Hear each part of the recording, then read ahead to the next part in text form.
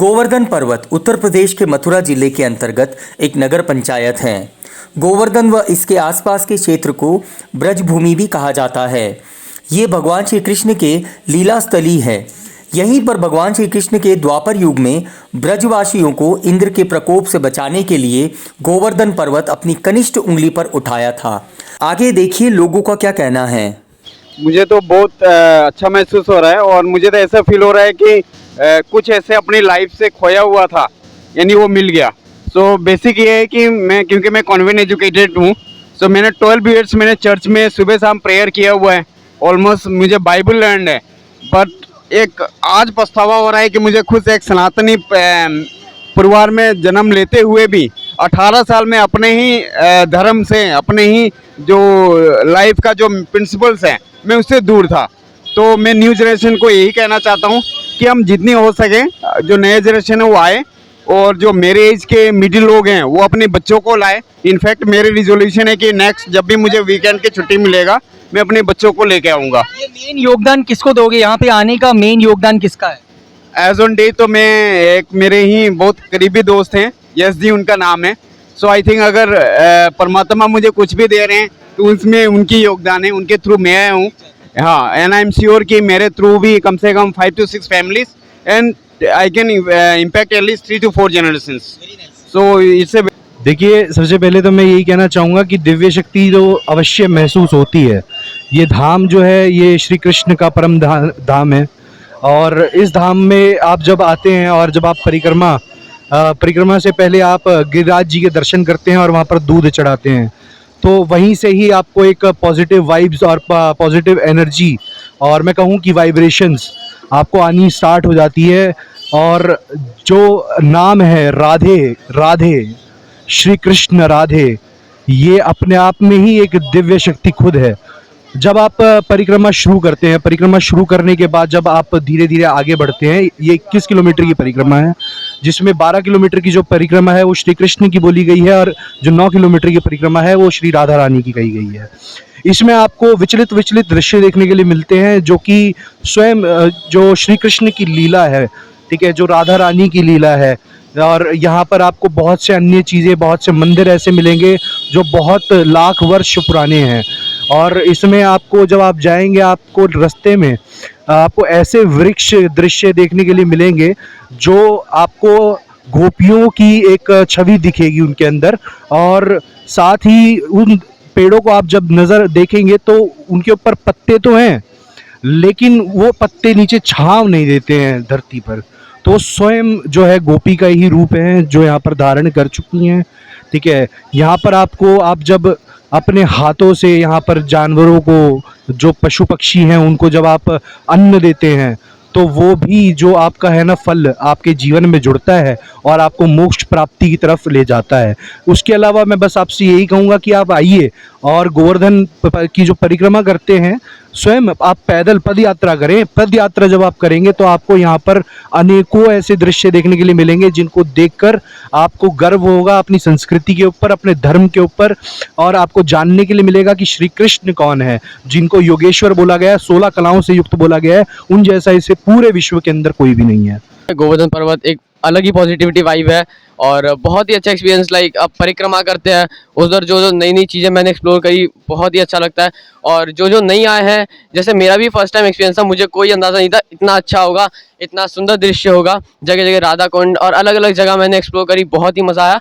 और मैं चाहता हूँ ज़्यादा से ज़्यादा लोग आएँ और एक्सपीरियंस करें नई नई चीज़ें, स्पेशली लाइक यंग जनरेशन, उन लोगों को अवश्य आना चाहिए। जो जगह है ये बहुत ही पॉजिटिव वाइब है। तुम अपनी इस मोह माया से हट के बस कुछ दिन के लिए इधर आ जाओ, आनंद आ जाएगा, ज़िंदगी संवर जाएगी। और कितने किलोमीटर की परिक्रमा है ये लगभग अपनी जो बड़ी परिक्रमा है ये लगभग 11 किलोमीटर की है, 21 किलोमीटर की है, हाँ। और छोटी वाली लगभग 10 या 11 की है ना? हाँ, टोटल ठीक है, हाँ ऐसी। फिर से बोलो, कितने किलोमीटर की परिक्रमा है ये टोटल 21 किलोमीटर की परिक्रमा है, छोटी और बड़ी मिला के। तो हमने दोनों एक्सपीरियंस करी, बहुत ही आनंद आया। और यदि मैं एक टिप देना चाहूँगा, यदि आप आ रहे हैं गोवर्धन परिक्रमा के लिए, अपना अतिथि सेवा सदन दिल्ली है, इधर अवश्य आएँ। और बहुत ही अच्छा हमारा स्वागत किया गया है। बहुत ही आनंद आया। मतलब आज के टाइम पे एक जो भी इंसान किसी भी अपने व्यवसाय में लगा हुआ है वो हमेशा बिजी रह जाता है। यहाँ पे आओ, एक जो माइंड को फ्रेशनेस मिलती है। हमारे यहाँ वृंदावन में गोवर्धन पे हमने परिक्रमा की, जो फ्रेशनेस मिली। आज का जो युवा है वो धर्म से बहुत परिचित है।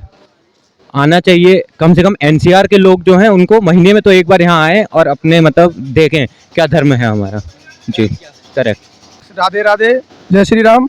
देखिए, गोवर्धन पर्वत की जो परिक्रमा है 21 किलोमीटर की है और एक्सपीरियंस बहुत अच्छा रहा है।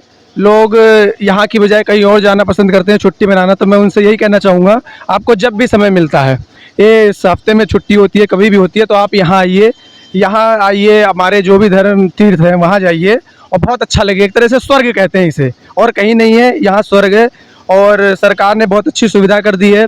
पहले लोगों को परेशानी होती थी, पानी की व्यवस्था नहीं थी, बाथरूम नहीं था, अब जगह जगह प्याऊ बनवा दिए गए हैं, आरओ का पानी सरकार व्यवस्था करवा रही है, बाथरूम है, तो आपको किसी भी चीज़ की दिक्कत महसूस नहीं होगी। एकदम सुविधा और बढ़ती जा रही है दिन प्रतिदिन, आपको बहुत अच्छा लगेगा। एक बार अवश्य आइए, फिर आपका मन करेगा, क्योंकि पहले की सरकारें थी वो नहीं ध्यान देती थी, अब की सरकार ध्यान दे रही है और बहुत अच्छी अच्छी सुविधा दे रही है।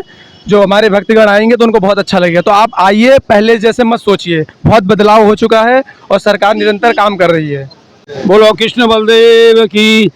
ऐसा है कि ये गोवर्धन पर्वत है, गोवर्धन धाम है। इसको भगवान कृष्ण ने अपनी जिस समय राजा इंद्र का मान खंडन किया है, गोवर्धन को कन्नी उंगली पर नख पर धारण किया है। यहाँ आप लोगों ने जहाँ पे दूध चढ़ाया था वो मुखारबिंद था, जिसमें एक स्वरूप छोटा था और एक बड़ा स्वरूप था। कहा है एक रूप से पूजाते हैं, दूजो रहो पुजाए और सहस बजा फैलाए के और मांग मांग के खाए। तो जिस समय भगवान कृष्ण ने राजा इंद्र का मान खंडन किया है, तो कन्नी उंगली पे भगवान ने गोवर्धन पर्वत को धारण किया है और ब्रजवासियों से कहा है कि बेटा सब लोग थोड़ा थोड़ा यहाँ आ जाइए। तो कहा है, जसोदा जी ने कहा है कि बेटा थोड़ो थोड़ो देव रे सहारो, गिर न पड़े गोवर्धन पारो। तो भगवान कृष्ण ने, ब्रजवासियों ने, किसी ने हाथ लगाया, किसी ने सिर लगाया, किसी ने मूसल लगाया। मतलब भगवान को, मतलब पर्वत को पता ये नहीं पड़ा कि क्या हुआ। जब पर्वत राजा इंद्र बरसात करते करते हार गया, तो सुरभि गऊ ऐरापत हाथी और गोचरों को भगवान की भेंट में दिया है। तो जो हम लोग दूध चढ़ाते हैं वो सुरभि गाय का दूध है, और गोचरों घोड़ा जो बड़ा मूर्ति है वो गोचरों है, और जो लेट के जो सुरभि जो आती है दंडौती परिक्रमा करते हैं, या साधु महात्मा आपको मिले होंगे परिक्रमा में, तो उससे दंडौती है। अब हमारे यहाँ 2023 में सावन के महीने में 2 सावन पड़ेंगे, 18 जुलाई से लेकर के 16 अगस्त तक। 1 महीने लेट के दंडौती परिक्रमा चलेगी, जिसमें पैदल कम चलेगी और लेट के ज़्यादा चलेगी। इस परिक्रमा को देने से सर्प की जोनी छूट जाती है। इस गोवर्धन परिक्रमा के अंदर 5 गांव हैं, 68 कुंड हैं और 108 मंदिर हैं। जो मानसी गंगा है, इसको भगवान कृष्ण ने मन से धारण किया है। जिस समय भगवान ने बच्चासुर राक्षस का वध किया, तो साथ के ग्वालवाल बोले कि महाराज आपने गौ का बछड़ा मार दिया है, आप गंगा स्नान करने जाएं। तो इधर भगवान ने मन से प्रकट की मानसी का।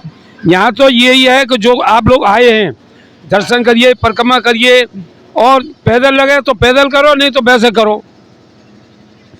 दूध चढ़ाकर कहते हैं पूज गोवर्धन गिरधारी, करी परिक्रमा की तैयारी, कर दंडौत स्तुति कीनी और पूजन कर परिक्रमा। जो ठाकुर जी हैं, गिरिराज जी हैं, गोवर्धन महाराज हैं, सबकी मनोकामना पूरी कर। आप आएँ, अतिथि सेवा सदन है, यहाँ रुकिए।